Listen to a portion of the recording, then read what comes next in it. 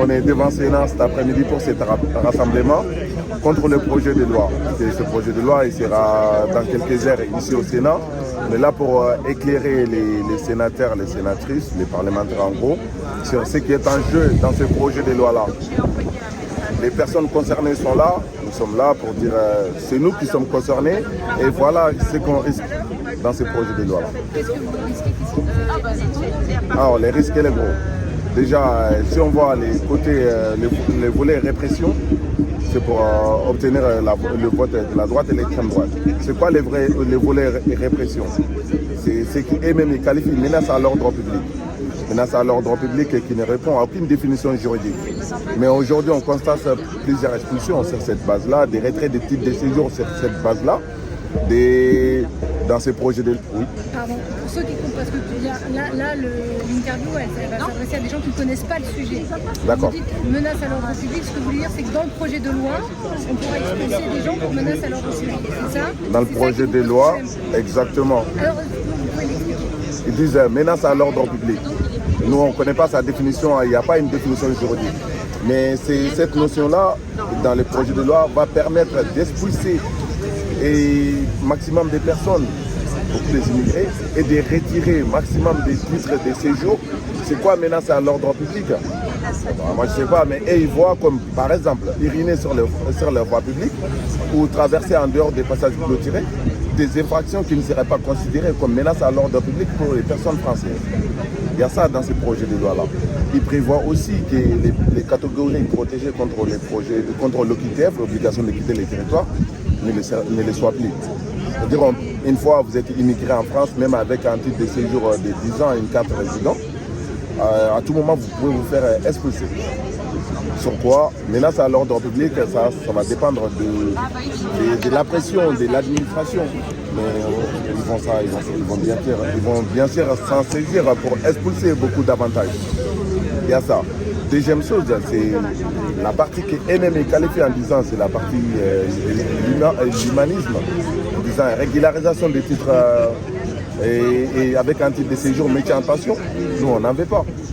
C'est quoi les métiers en tension déjà? On n'a pas la liste. Mais c'est des métiers dans lesquels les conditions de travail sont horribles. Les salaires sont indignes.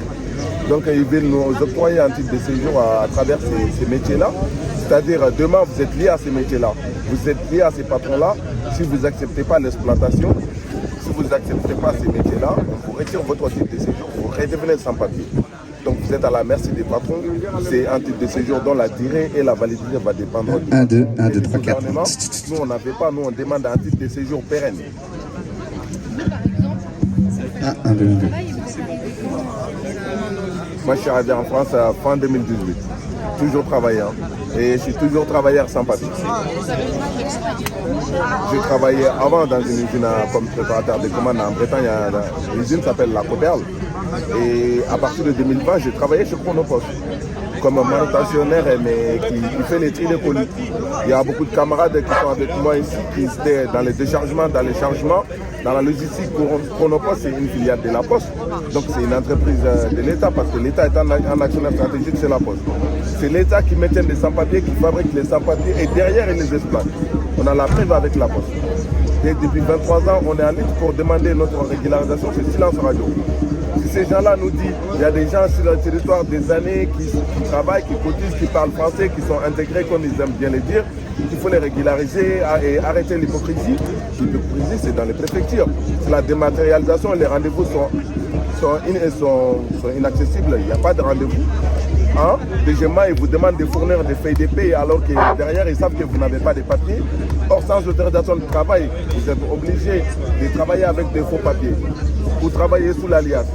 Donc, il est temps qu'on arrête l'hypocrisie. Il n'y a pas besoin d'une nouvelle loi pour régulariser ceux qui sont sur les territoires.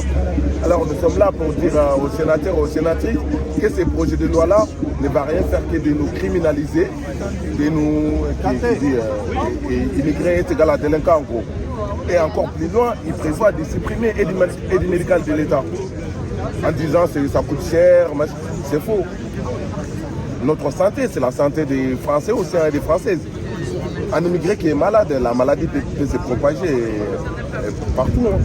La maladie ne regarde ni type de séjour ni couleur.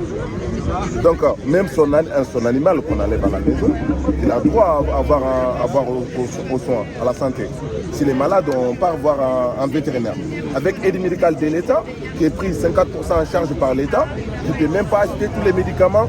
Ils veulent nous priver de ça en disant que ça coûte cher alors qu'on est là, on bosse, on cotise, on paye des impôts. Non, on n'a pas besoin de ça. Vous payez. Si vous travaillez sous votre nom, vous déclarez vos revenus, vous payez les impôts. Ben, si vous travaillez sous le nom de quelqu'un d'autre, les impôts sont prélevés automatiquement et à la fin d'année, ces impôts sont augmentés, vous le payez ensemble. Donc l'État est au courant. S'il y a 3 personnes, 4 personnes qui travaillent avec une même pièce d'identité, ils sont au courant. Parce qu'à la sécurité sociale, les cotisations, le prélèvement de l'impôt, c'est automatique, c'est prélevé à la source. Ils savent qu'une personne ne peut pas travailler 2 temps plein, voire 3 temps plein par jour. Donc, mais ça les arrange. Le moment que les cotisations sont prélevées, les impôts sont payés. Et derrière, si vous demandez votre régularisation, c'est non. Ce rassemblement est organisé par le collectif Unis contre l'immigration jetable pour une politique migratoire d'accueil.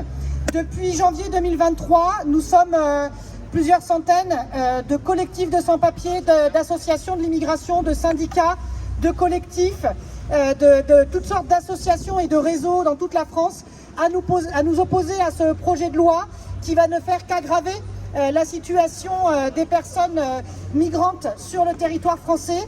Et donc, nous allons démarrer des prises de parole en faisant, évidemment, nous sommes ici devant le Sénat pour interpeller en particulier les parlementaires et notamment les sénatrices et les sénateurs qui sont là, et puis donner la parole aussi, évidemment, à toutes les personnes de l'UCIJ, tous les collectifs et associations qui souhaitent intervenir pour expliquer quelles sont les raisons, les différentes raisons pour lesquelles nous nous opposons à ce projet de loi de manière globale, point par point, d'où le nom de notre collectif Unis contre l'immigration jetable, et pour une autre politique migratoire qui soit une politique d'accueil de l'ensemble des personnes qui fuient la guerre, qui fuient la misère et qui arrivent sur notre territoire et que nous devons accueillir dignement comme il se doit.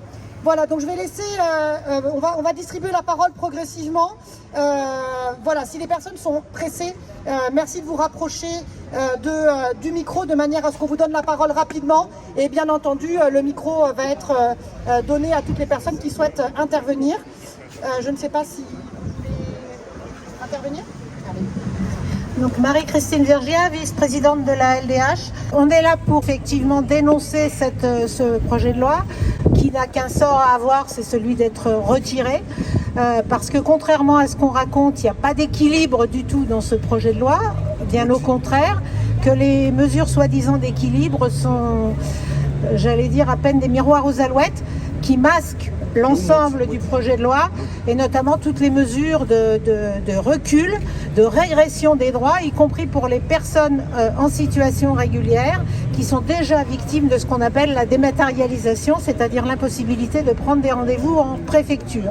Dans les mesures les plus graves, et pour ne pas accaparer la parole trop longtemps, il y a notamment les expulsions aux seules mains des préfets.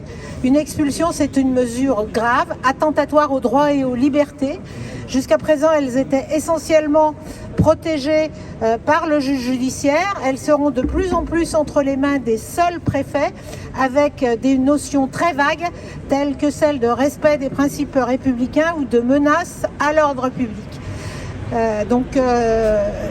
L'autre chose sur laquelle on peut insister, c'est qu'il y a une aggravation de ce que l'on appelle la double peine, que la plupart des étrangers sont assimilés à des délinquants pouvant être expulsés du jour au lendemain, et triple peine avec l'impossibilité de revenir sur le territoire français, ce qu'on appelle des IRTF qui peuvent aller jusqu'à 5 ans. Et je vais juste donner du positif pour illustrer d'autres politiques migratoires d'accueil sont possibles. Les personnes qui sont victimes de ces politiques de refoulement, d'expulsion, sont souvent les personnes qui méritent le plus d'être protégées. Je mets des guillemets à mérite, bien évidemment.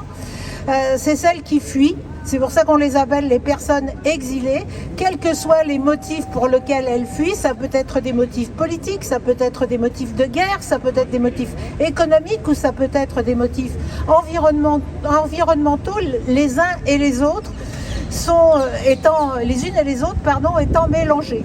Or, ce qu'il faut, c'est au contraire accueillir ces personnes-là, et les pays qui montrent que c'est possible, c'est ceux qui donnent un toit, un hébergement, qui permettent l'apprentissage de la langue, et ceux qui donnent droit au travail. Parce que quand on a le droit de travailler, non seulement on n'est pas exploité par des patrons qui voyous, je dirais, pour faire court, mais on devient autonome, et donc c'est le meilleur moyen de s'insérer dans la société française.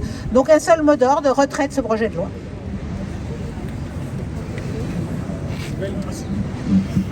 Merci Marie-Christine. Camarades, qu'est-ce qu'on veut? Pour qui?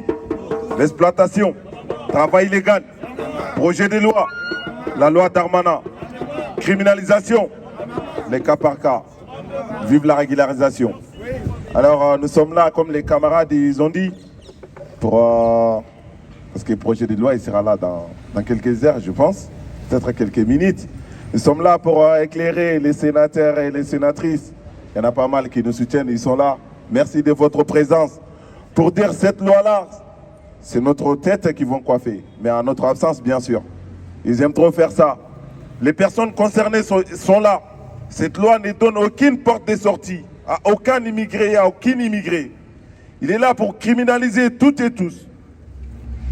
Maintenir les gens dans la précarité, dans la misère. Et même envisager ceux qui sont, entre guillemets, protégés, enlever cette protection. C'est ça, ces projets de loi-là.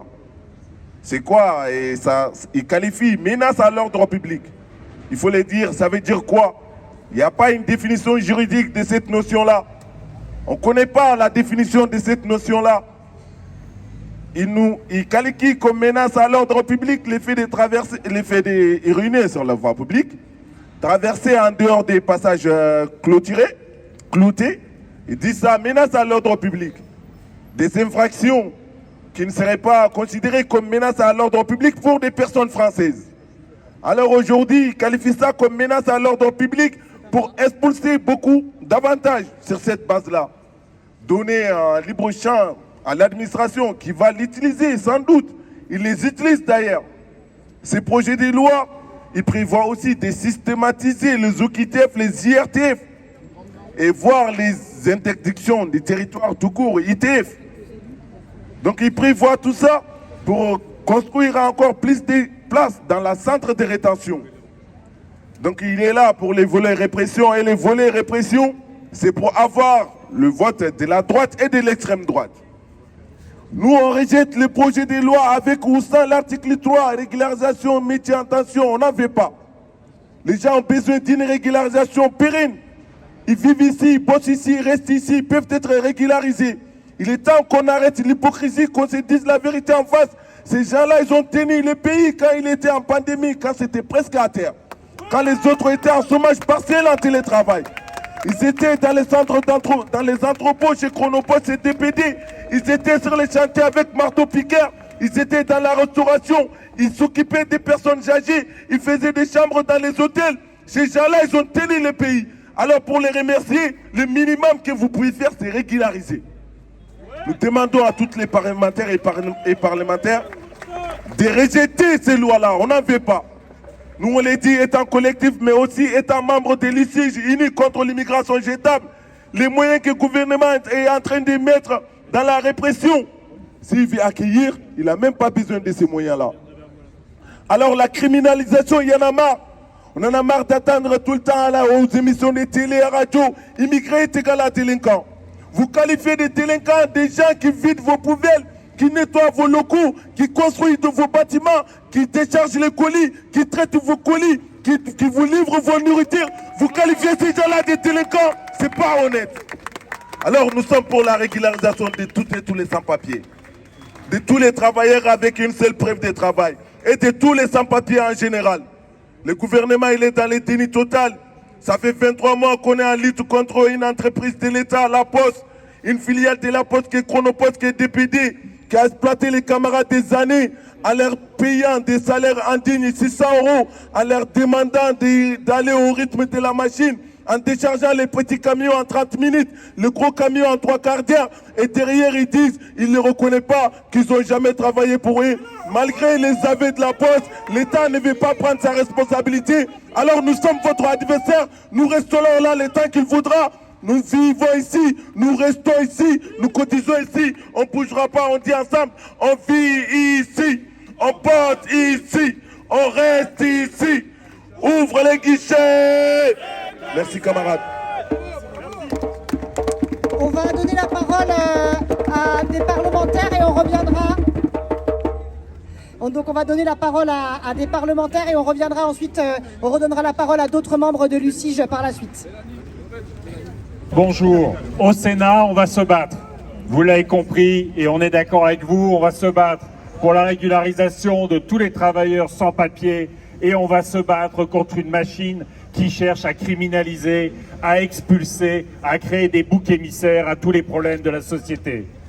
Mais autour de ce projet, il nous faut toujours dénoncer les mensonges, les contre-vérités du président Macron, de sa majorité, de la droite qui aujourd'hui n'a plus beaucoup de différence avec l'extrême droite. Quand le président de la République lui-même, avec tous les sénatrices et les sénateurs de droite ici, disent qu'il y a une explosion, une mise hors contrôle de l'immigration. Nous savons que c'est faux. Il n'y a pas de grand remplacement dans notre pays. Il n'y a pas d'invasion migratoire.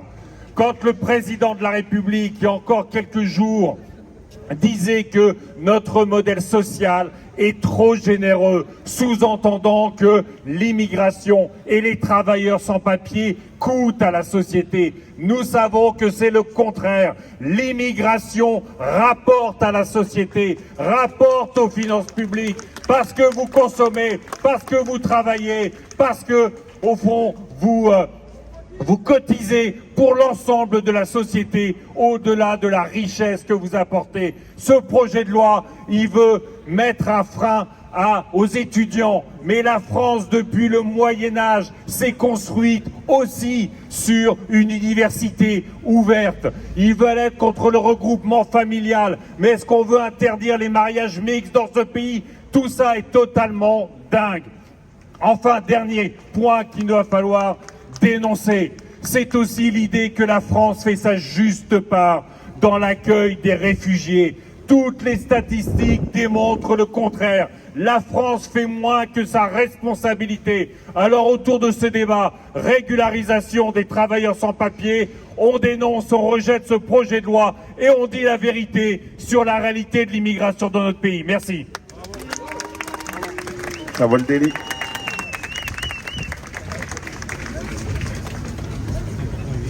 Monsieur le sénateur Savoldelli. Bonjour à toutes et à tous. Donc Pascal Savoldelli, je suis du groupe communiste.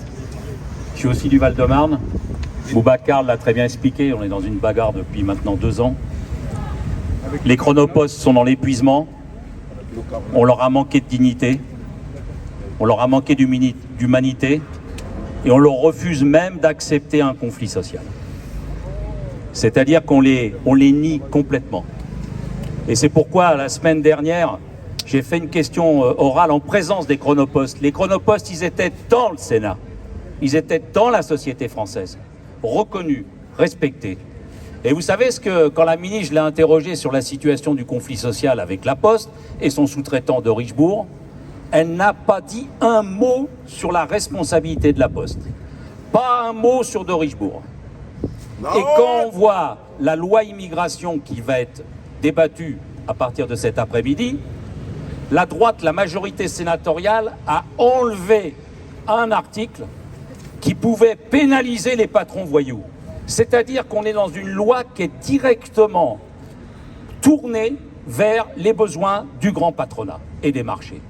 Il ne faut pas se raconter d'histoire. L'immigré, et moi je dis souvent l'étranger, il est considéré comme un bouc émissaire de tous les problèmes de choix politiques depuis des décennies. Et c'est une demande impérative des marchés financiers. Parce que ces immigrés, comme on dit, ils viennent d'où? Ils vivent quoi dans leur pays? Ils sont victimes de choix politiques, au-delà de l'immigration climatique qui est très importante et qui est durable. Ils sont victimes de choix économiques, de choix politiques. C'est eux qui sont les travailleurs délocalisés quand ils sont dans leur pays, à la place de salariés en France. C'est les mêmes qu'on fait venir, là maintenant, par une vision purement utilitaire. Purement utilitaire. C'est ça la demande aujourd'hui. Et donc, là, je vous le dis, tous les groupes de gauche vont utiliser, comme nous l'avons fait pour les retraites, toutes les procédures au Sénat. Cet après-midi, il y aura une motion d'irrecevabilité par le groupe communiste, la question préalable par le groupe des écologistes, il y aura un renvoi à commission par les socialistes. C'est-à-dire qu'on va utiliser tout ce qui est en notre pouvoir de responsabilité de parlementaires pour refuser et obtenir la régularisation des travailleurs sans papier. Et après tout ça, on va débattre pied à pied, amendement par amendement, article par article, pour essayer de renvoyer cette loi aux calanques d'une poubelle. Je vous le dis avec passion, avec aussi sincérité, parce que moi, enfin, je vais vous dire, c'est un engagement comme d'autres ici. Il m'est originel. Je suis un môme de la banlieue. Je n'ai vécu que l'immigration. Et moi-même, je l'ai vécu par une immigration qui est moins connue que l'immigration italienne. Mais c'est ma vie, c'est mon humanité, l'immigration et l'étranger. Et j'aime mon pays, la France. Et moi, je veux que la France, elle respecte le droit du sol. Je veux qu'elle respecte totalement le droit du sol. L'étranger, c'est un enrichissement. L'immigré qui vient en France, c'est un enrichissement. Et pas seulement par le biais du travail. Pas seulement par le biais du travail. Et là, on a un glissement d'extrême droite terrible. Vous voyez, on se retire du Mali et qu'est-ce qu'on dit? À un moment, le président Macron hésite à interdire les artistes. Vous imaginez, les créateurs. On a peur de quoi? De la démocratie? De la culture, de la créativité qui existe dans tous les peuples? Donc voilà, on vous le dit, on est là tous ensemble, chacun avec des fois des points de vue différents sur certains sujets. Mais nous allons nous mobiliser toutes les heures possibles et votre rassemblement, il est utile parce qu'il redonne des moments de vérité. Des moments de vérité. C'est vous qui faites aussi la richesse et l'identité de la France. Voilà, donc comptez sur notre engagement. Merci de votre attention. Il y a d'autres parlementaires qui souhaitent parler. Il y a 2 minutes. Ah oui, attends, je vais le dire, mais je laisse ma place. Madame Anne. Merci beaucoup.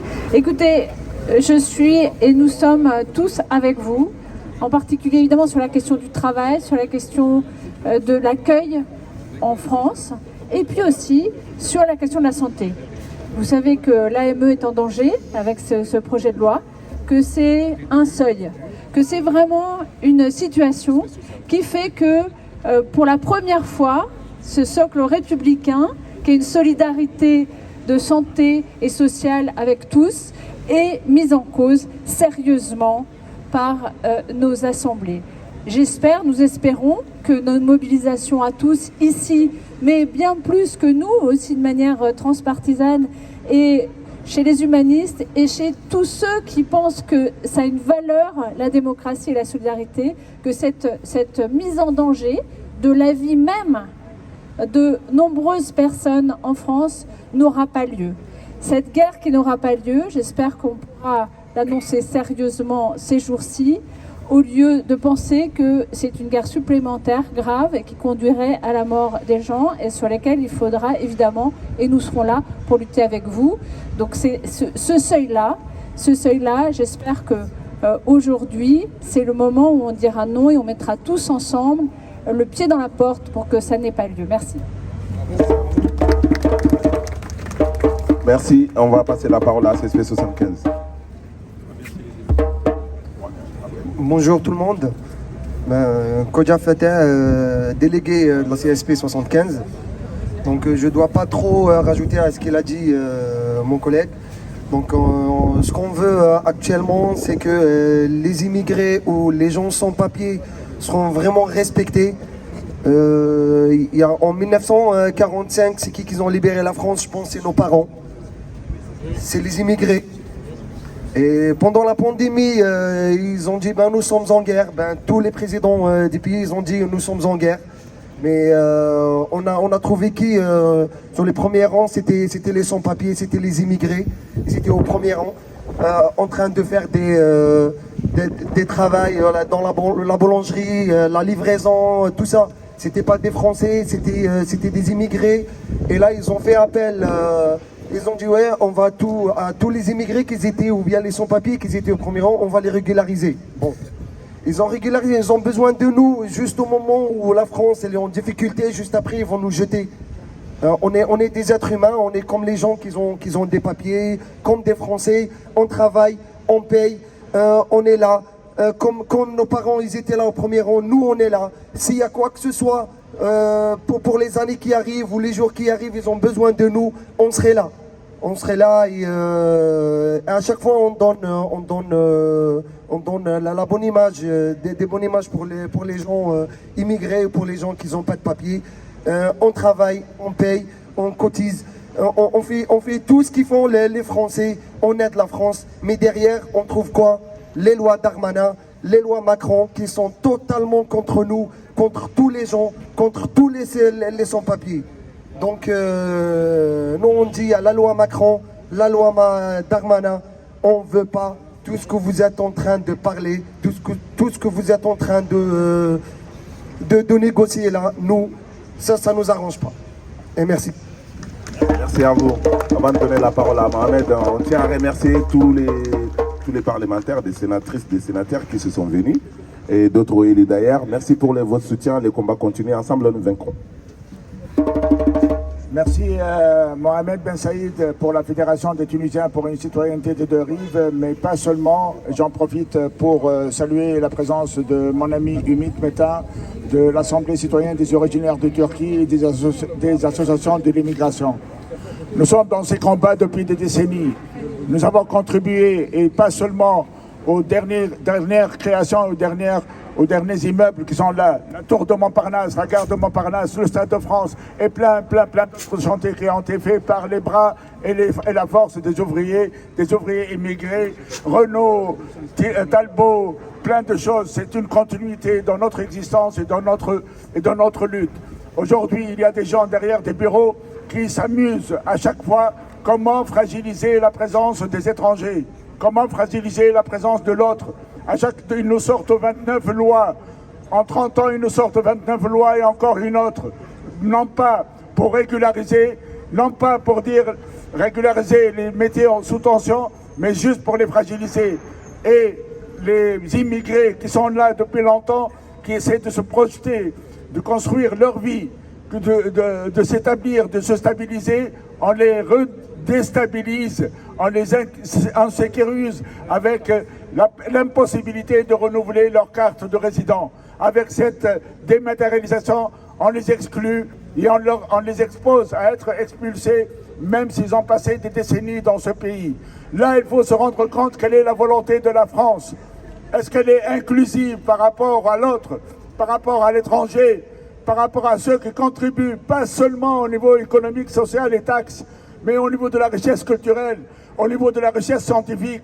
On voit des dizaines et des milliers de jeunes qui viennent de pays, de l'Algérie, du Maroc, de la Tunisie et d'autres, des ingénieurs informatiques, des médecins, des poètes, des gens qui écrivent dans la littérature internationale, de l'Iran, et des femmes de l'Iran, et qui ont besoin d'être protégées ici, de Turquie également, qui sont exposés, d'Arménie et d'autres pays. On ne peut pas dire que cette politique de fragilisation, d'exposition et d'expulsion, elle soit honorable à la France. Au contraire, moi je me rappelle qu'on s'est battu, et quand on était ici, au même endroit, à 50 mètres près, on a voté une loi au Sénat et à l'Assemblée nationale en l'an 2000 pour que les étrangers qui sont là depuis longtemps puissent participer à voter, pour qu'ils puissent participer à avoir cette citoyenneté de résidence, rien qu'au moins au niveau local. Et c'était important. Ce n'est pas un miracle. Il y a 14 pays de l'Europe qui l'ont fait et ça marche bien. Ça marche bien pour la démocratie. Élargir la base sociale de la démocratie contre tous ceux qui veulent restreindre la démocratie. Élargir la base sociale de ceux qui viennent d'ailleurs, c'est aussi et leur inclusion, leur contribution à ce système. Et nous sommes cette année dans le 40e anniversaire, de la marche pour l'égalité et contre le racisme. Ce sont les valeurs que portent les sans-papiers, ce sont les valeurs que portent les associations de l'immigration. Nous allons défiler l'UCIG avec le collectif organisation le 3 décembre. Nous allons commémorer cette loi, nous allons commémorer cette marche pour l'égalité, contre le racisme et contre la loi Darmanin. Merci. Merci. La parole, c'est là à Fanelli de la CIMAD. Merci, bonjour à toutes et à tous. Quelques mots effectivement au titre de la CIMAD, en vous remerciant toutes et tous d'être présents et notamment évidemment les parlementaires.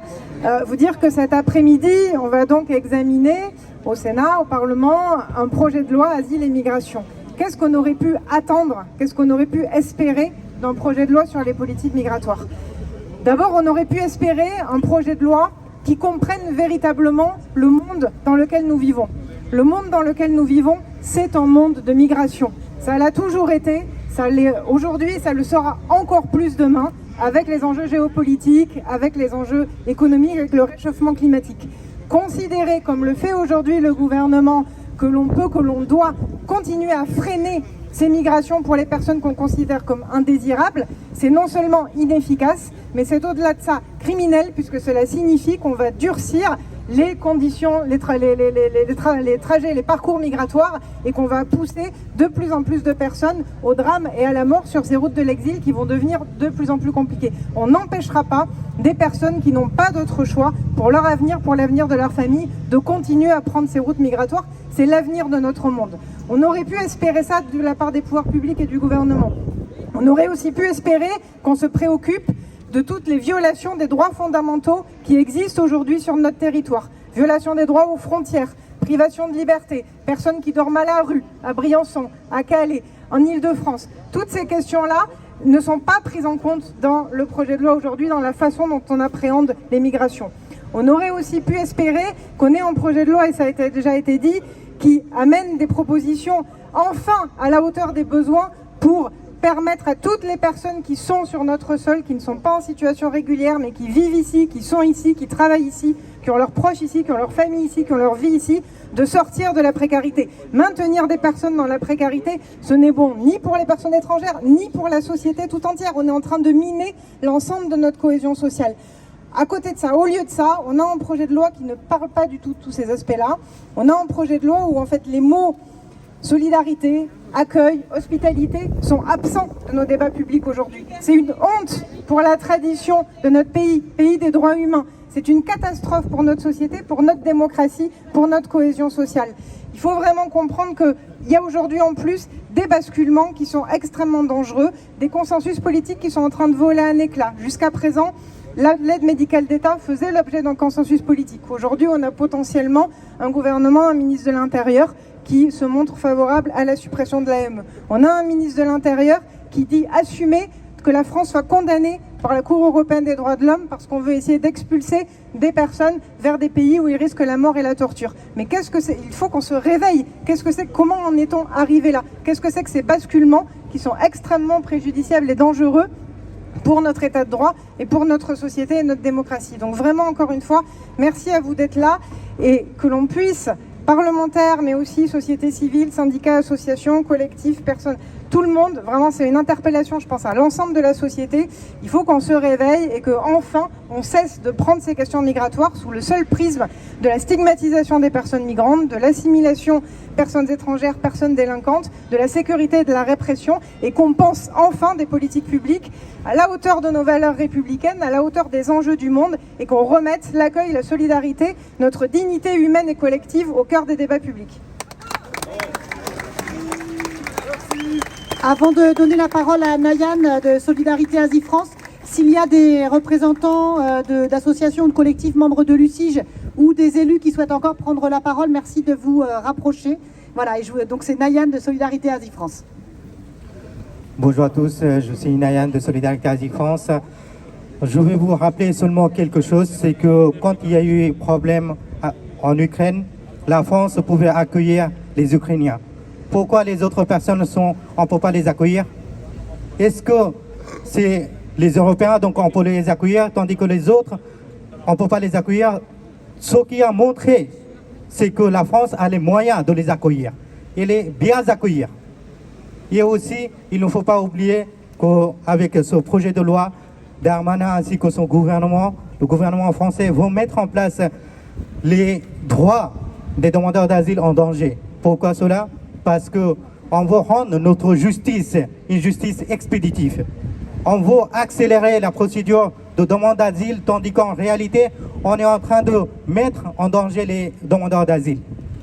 S'il n'y a pas de collégialité des juges à la CNDA, dans ce cas-là, seulement une seule personne qui va décider celui qui va avoir la protection en France ou pas. Tandis que s'il y a différentes opinions sur une personne, dans ce cas-là, une personne peut avoir une autre décision que d'être rejetée. Et également, avec ce projet de loi, on est en train de mettre encore plus en danger parce que après être rejeté par l'OFPRA, on veut que cette personne reçoive aussi une OQTF et voire IRTF. Tandis que ces personnes ont le droit d'être entendues par la CNDA et avant d'être entendues par la CNDA, on veut les expulser. Mais il y a beaucoup de demandeurs d'asile veulent et espèrent être entendus par la CNDA et avoir obtenu le titre de séjour. Pourquoi? Parce qu'ils ont encore plus de temps pour préparer les récits et également pour mieux connaître encore la France. Et je veux dire encore une autre chose, c'est que cette proposition de loi veut créer de l'inégalité. Pourquoi cela? Le projet de loi veut donner accès au travail à certains demandeurs d'asile en France, tandis que pour les autres, on ne veut pas. Parce que ces personnes-là, soi-disant, ils ont fui leur pays parce qu'il y a la guerre dans leur pays. Tandis que les autres aussi, ils ont quitté leur pays. Ce n'est pas un choix, ce n'est pas un plaisir. On n'a pas laissé nos familles en France pour faire du plaisir. Donc on a quitté, donc il y avait forcément des raisons. Donc on ne peut pas créer de l'inégalité dès la demande d'asile en France. La devise de la France, c'est liberté, égalité, fraternité. Tandis que si, dès la demande d'asile, on crée de l'inégalité, dans ce cas-là, on ne peut pas être dans un pays humanitaire. La France, c'est un pays humanitaire. Est-ce que c'est seulement dans les documents? Est-ce que seulement quand on en prend la parole, on dit l'humanité? En réalité, ce n'est pas le cas. Et également, je peux citer encore un autre exemple, c'est que pour les 2024, il y a les JO de 2024. Les constructions, c'est qui font? C'est les sans-papiers, souvent les sans-papiers, les migrants. Donc une fois qu'on les utilise, c'est bon, on ne le connaît pas. C'est qui on ne connaît pas. Donc il faut changer cela. C'est pourquoi on est là, c'est pourquoi on demande les parlementaires de nous soutenir, les Français de nous soutenir. On est ensemble, on veut que la France reste avec la devise liberté, égalité, fraternité. Et comme connu, c'est un pays humanitaire, on veut que ça reste aussi. Merci beaucoup. La parole sera à André Torignan, Madame la députée. Merci beaucoup. Je suis donc André Torignan, députée de la France Insoumise, avec ma collègue Ercilia Soudé. Nous sommes toutes les deux donc députées de la France Insoumise et nous nous opposerons quand ce texte arrivera à l'Assemblée. Nous nous y opposerons, en tout cas pour ce qu'il est en ce moment, puisque vous le savez, il a déjà été durci par le Sénat, par justement la suppression de l'AME. Et donc nous tenons à dire qu'il est absolument inconcevable que les étrangers ne puissent pas bénéficier de l'accès aux soins. Je veux en dire un mot.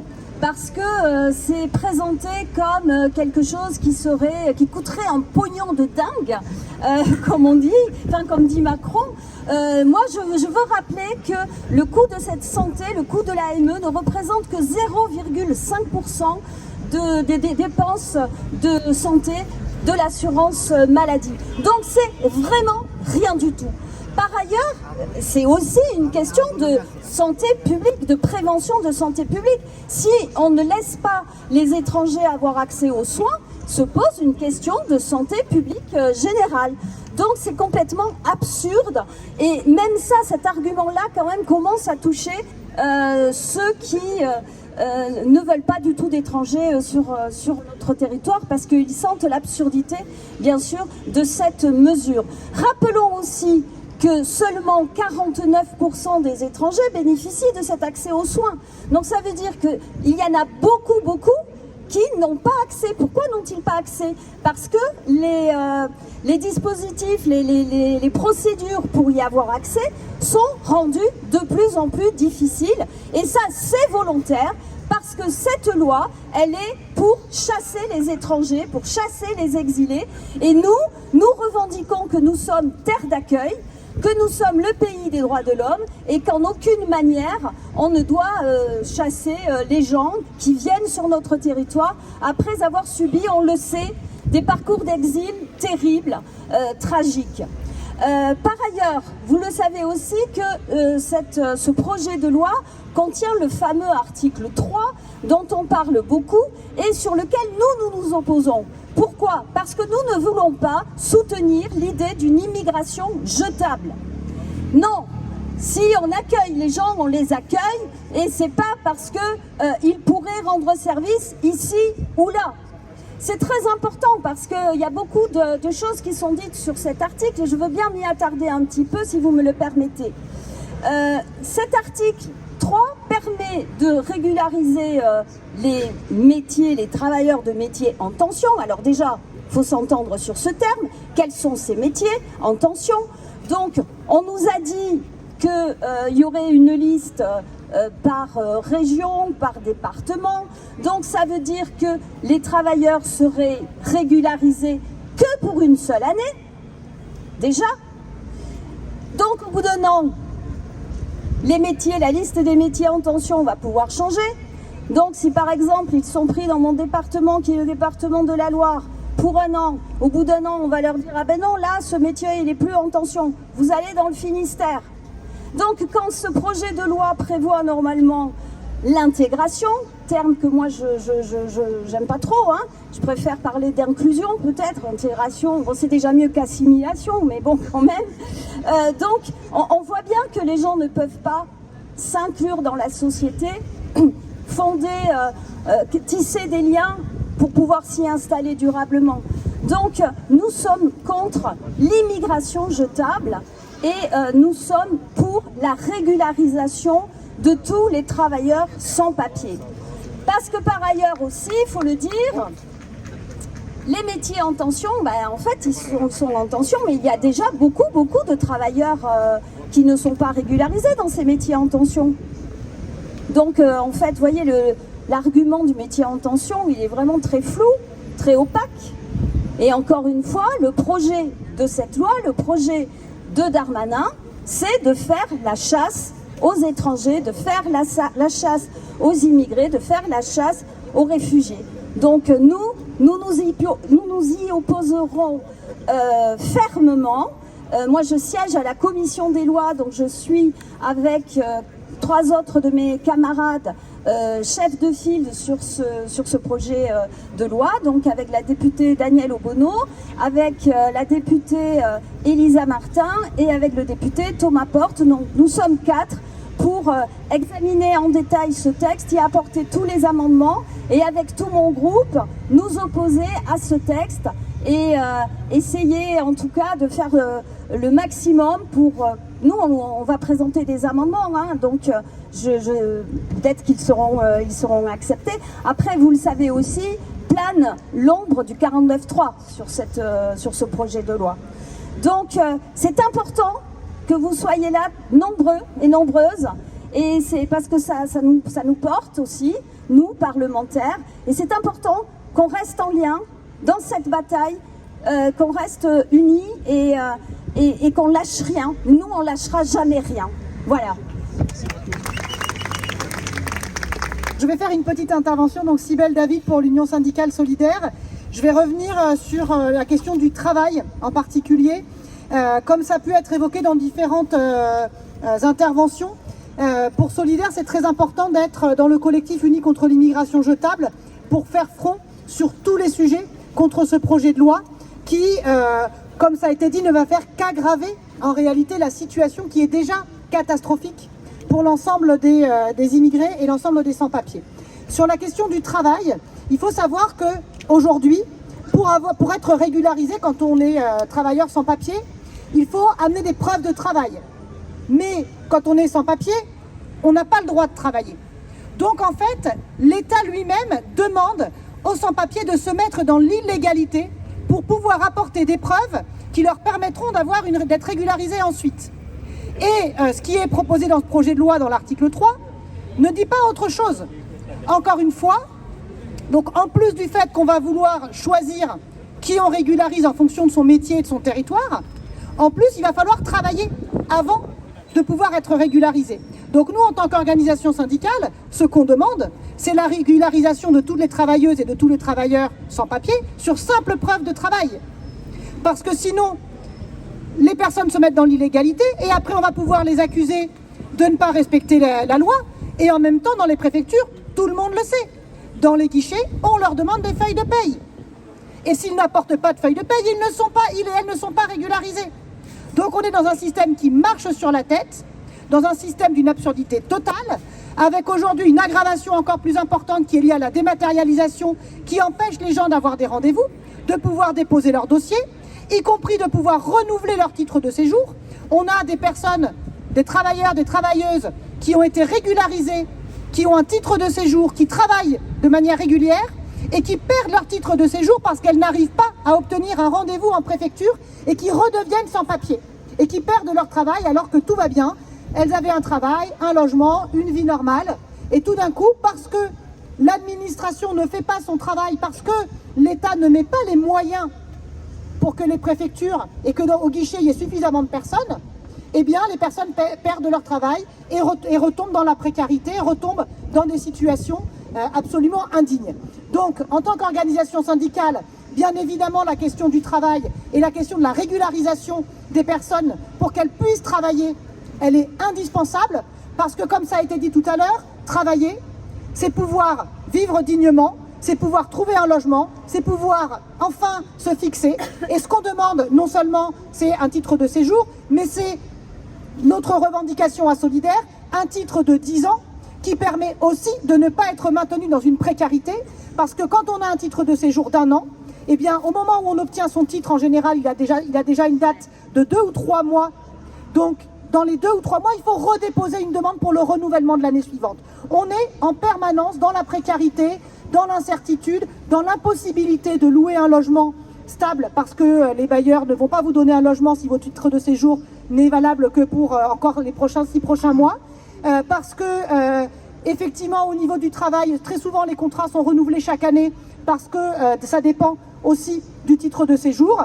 C'est la même chose pour les étudiants et les étudiantes. Donc nous, notre revendication, c'est la régularisation de l'ensemble des sans-papiers pour les travailleurs et les travailleuses sur simple preuve de travail et un titre de séjour de 10 ans le plus rapidement possible. Voilà, et c'est la raison pour laquelle nous sommes aujourd'hui réunis ici devant le Sénat contre ce texte de loi qui va totalement à l'encontre de toutes ces revendications et qui au contraire veut précariser, expulser, réprimer davantage. Aujourd'hui, l'immigration, les politiques migratoires françaises comme européennes tuent à nos frontières, mettent les personnes aussi dans des situations de travail absolument indignes. Les personnes immigrées et les personnes sans papier sont les premières victimes des accidents du travail, tout simplement parce qu'elles sont plus précaires, parce qu'elles travaillent dans des métiers les plus difficiles. Donc ça suffit, on ne veut pas de ce projet de loi, nous avons des propositions positives pour accueillir et pour régulariser l'ensemble des sans-papiers. Nous, ce qu'on demande, c'est papier pour tous, travail pour tous et logement pour toutes et tous. Merci.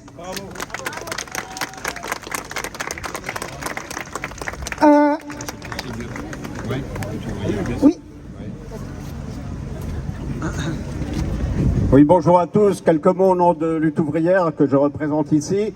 Pour nous, cette loi Asile et Immigration, c'est clair, ce n'est qu'une opération de diversion politicienne du gouvernement qui veut se montrer encore plus anti-migrant que la droite et l'extrême droite. Donc on assiste, comme cela a déjà été dit, à une surenchère raciste et xénophobe pour tromper les travailleurs, pour diviser, pour faire croire que l'ennemi n'est pas le patron, n'est pas le capitaliste qui nous exploite, mais l'ennemi, c'est le migrant qui viendrait prendre notre travail et qui viendrait profiter indûment des droits sociaux. Alors cette loi ne sera pas sans conséquences. Il s'agit du renforcement des moyens de répression et de contrôle, de l'augmentation des centres de rétention, de la multiplication des OQTF avec IRTF, des recours possibles qui seront rendus plus difficiles et de l'assimilation de l'absence de titre de séjour que l'État refuse, eh bien ça sera assimilé à de la délinquance. Alors, ils discutent même, chose ignoble, de la suppression de l'AME, le pays des droits de l'homme. Mais en réalité, c'est le pays des droits de l'homme riche. L'évocation d'une régularisation au rabais, parce que la régularisation métier en tension telle qu'il la propose, eh bien, c'est une régularisation au rabais, mais rien que ça suffit à en faire hurler certains qui crient au chaos migratoire, à l'envahissement par des migrants qui viennent envahir le pays, mais en réalité, les migrants qui viennent ici, ils fuient la misère, ils fuient l'exploitation, ils fuient les guerres et le terrorisme dont ils ont été victimes dans leur propre pays. Et on ose les faire passer ici, pour un certain nombre d'entre eux, pour des terroristes dont il faudrait se méfier, à qui il faudrait faire la chasse. Eh bien, c'est inadmissible. Voilà, il faut accueillir les travailleurs sans papier. Il faut la liberté de circulation et d'installation pour tous. Il faut dire non à la division. Tous les travailleurs ont les mêmes intérêts. Et permettre qu'il y ait des travailleurs sans papier et qui doivent vivre comme des parias de l'humanité à nos côtés alors qu'ils travaillent avec nous, eh bien, c'est un recul pour tout le monde. C'est l'ensemble des travailleurs qui sont victimes de cette situation parce que ça veut dire les bas salaires, les mauvaises conditions de travail, la casse des droits sociaux. Alors, oui, il faut la régularisation de tous les travailleurs sans papier. Merci. Merci Guimounet. Bonjour à toutes, à tous. Voilà, alors nous sommes là aujourd'hui pour dénoncer ce projet de loi qui vise à réprimer, à expulser toute une partie de notre population. Une loi qui va être débattue et votée sur fond de discours de haine et de criminalisation de l'étranger, considéré au mieux comme un profiteur ou un fraudeur, au pire comme un délinquant, voire un terroriste. Une loi qui s'accompagne d'une entreprise de division, qui cherche à nous dresser les uns contre les autres, à nous faire admettre qu'une partie de notre peuple soit sans protection, sans droits les plus élémentaires, y compris le droit à la santé. Alors on voudrait porter ici, aujourd'hui, en particulier la voix de toutes ces femmes qui ont bravé tous les dangers pour venir dans notre pays dans l'espoir d'une vie meilleure. Parmi elles, nombreuses sont les travailleuses sans papier dans le secteur du soin et de l'aide à la personne. Elles travaillent chez des particuliers, elles se retrouvent de fait isolées, sans lien avec les syndicats, avec les plus grandes difficultés pour s'organiser collectivement en tant que travailleuses. Leur nécessité sociale n'est plus à démontrer pour personne. Elles gardent nos enfants, elles s'occupent de nos malades et de nos personnes âgées. Elles étaient en première ligne pendant la pandémie, elles ont été félicitées, applaudies, mises en lumière et oubliées, et à nouveau invisibilisées. Les travailleuses sans papier exercent aussi nombreuses dans le nettoyage. Elles travaillent souvent pour des sous-traitants, dans des situations de surexploitation. Elles aussi apportent un travail essentiel à la société, car la propreté, c'est une question de santé publique. Pour elles, pour tous les sans-papiers, nous nous dressons aujourd'hui avec vous contre cette loi indigne. Nous exigeons les mêmes droits pour toutes et pour tous. Et en premier lieu, la régularisation pour toutes et tous. Merci.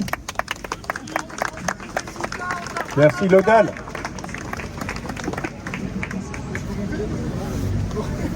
Bonjour à toutes et à tous. On dit que les sans-papiers sont sans droit, certains en tout cas le disent.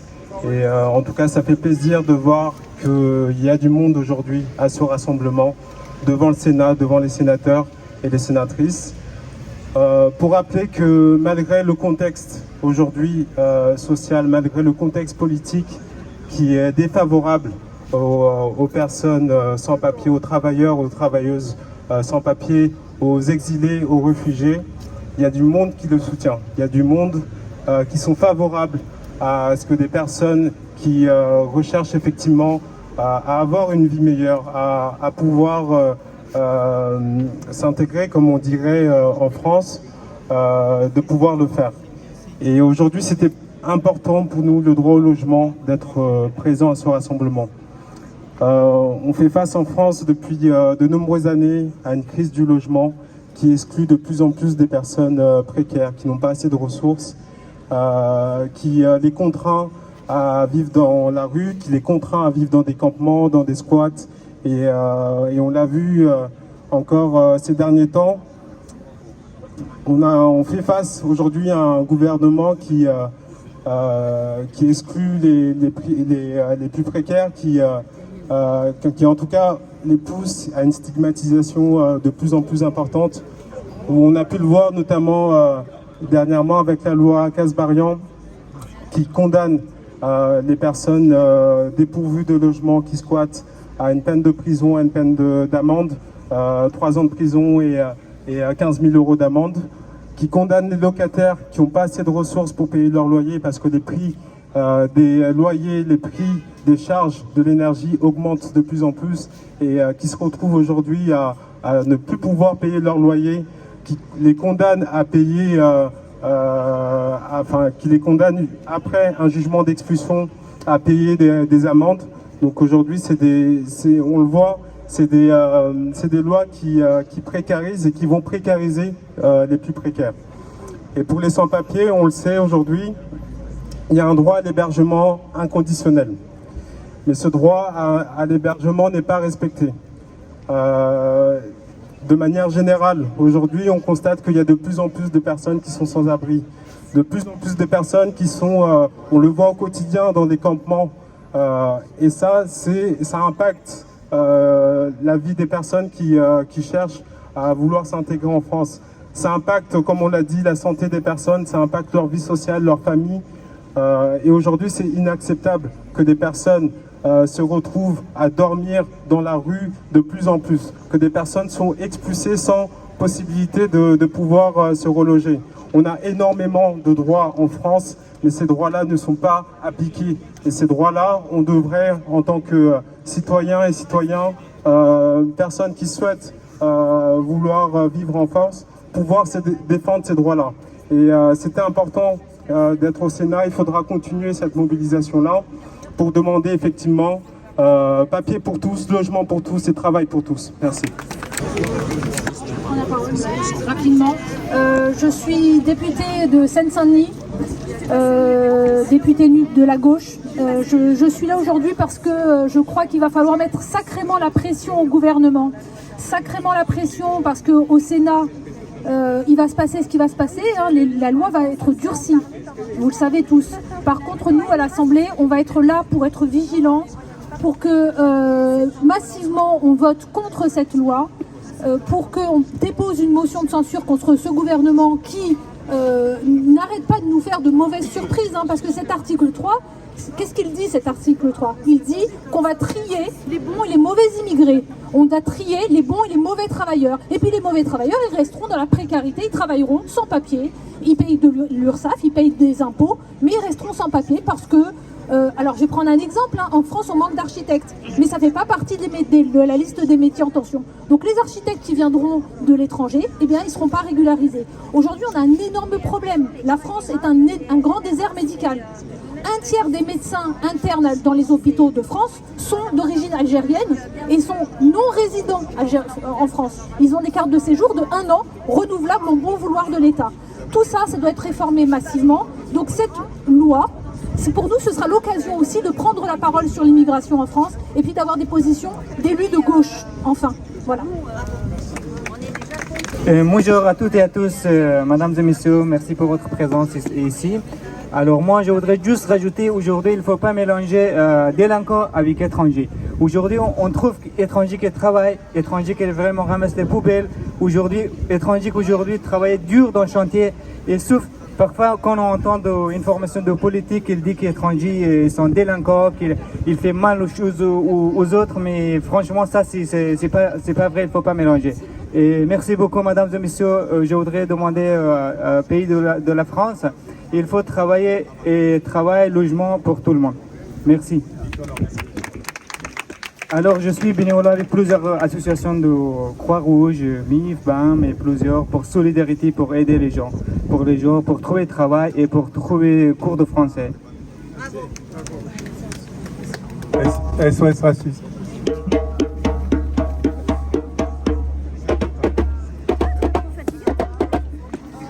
Alors, donc nous, SOS Racisme, nous sommes engagés de longue date dans les combats contre ce genre de loi. Je ne vais pas revenir sur tout ce qui a été dit en termes de travail, logement, stigmatisation des immigrés. On le voit, cette loi Darmanin est une loi de régression, une des lois qui est même plus régressive que les lois Pasqua ne l'avaient été dans les années 90. Nous voulons ajouter un point qui aujourd'hui nous inquiète plus particulièrement, tout particulièrement, et qui n'a pas été avancé, c'est la question du droit du sol, qui est largement remise en question par les amendements déposés au moment de la commission mixte paritaire. Les députés de droite, avec l'aval de La République En Marche, ont restreint durablement la possibilité d'accéder à la nationalité quand on est né en France. C'est une restriction du droit du sol qui est même pire encore que les lois de 1993 à 1996, les lois Pasqua qui avaient déjà réduit l'accès à la nationalité française.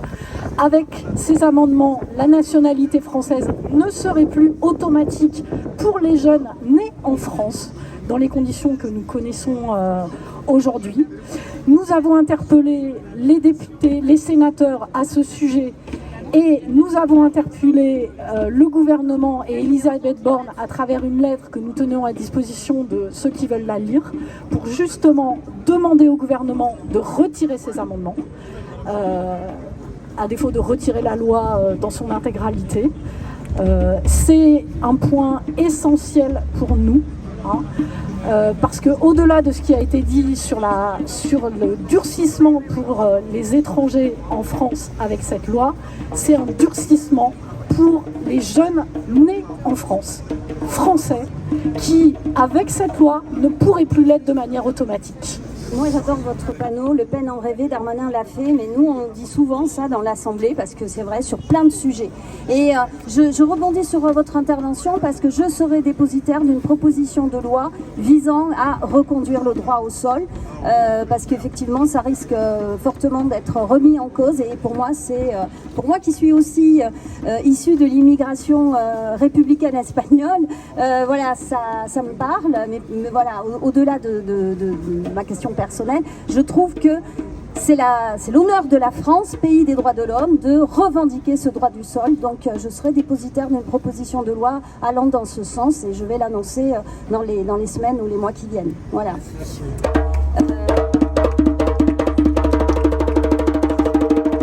Merci.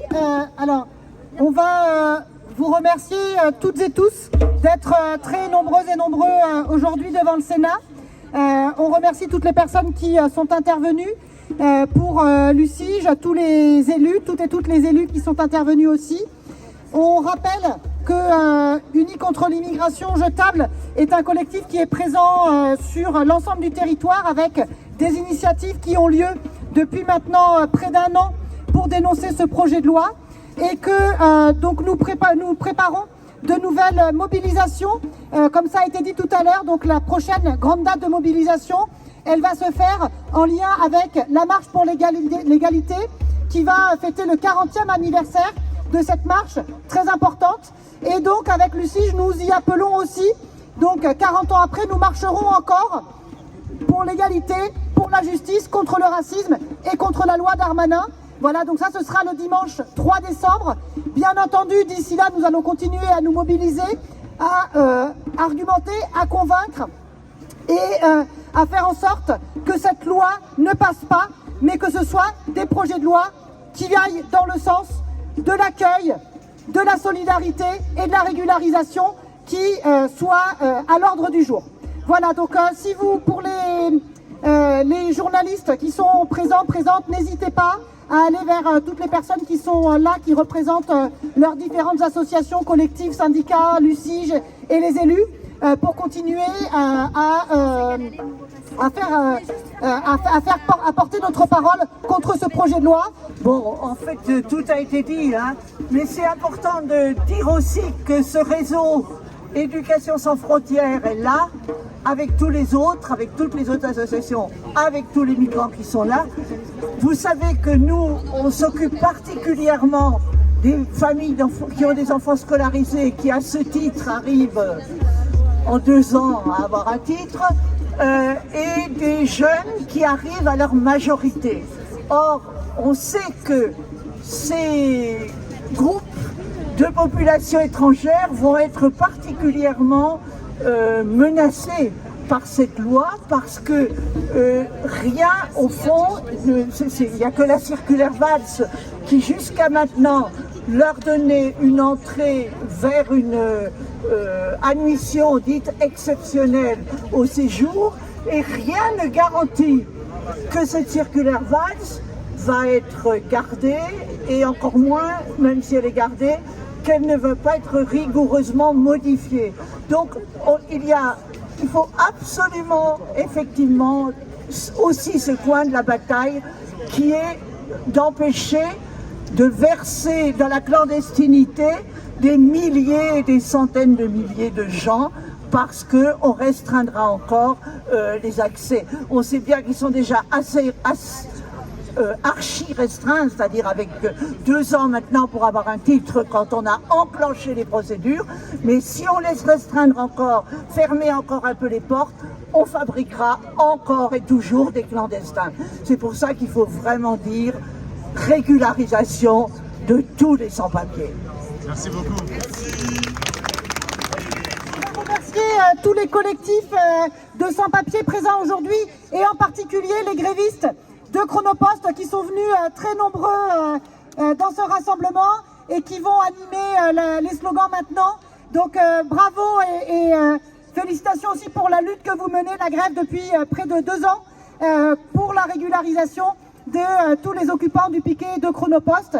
Voilà, donc on va lancer quelques slogans face au Sénat, maintenant toutes et tous ensemble. Merci.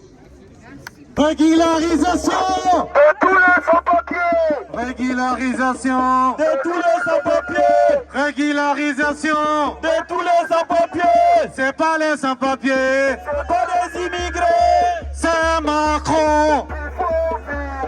Et cas par cas, on n'en veut pas. Régularisation de tous les sans-papiers. Régularisation de tous les sans-papiers. C'est pas les sans-papiers, y a pas des immigrés. C'est Darmanin, il faut changer. C'est la préfecture, on n'en veut pas. Et cas par cas, on n'en veut pas. Régularisation de tous les sans-papiers. Régularisation de tous les sans-papiers. C'est pas les sans-papiers, y a pas des immigrés.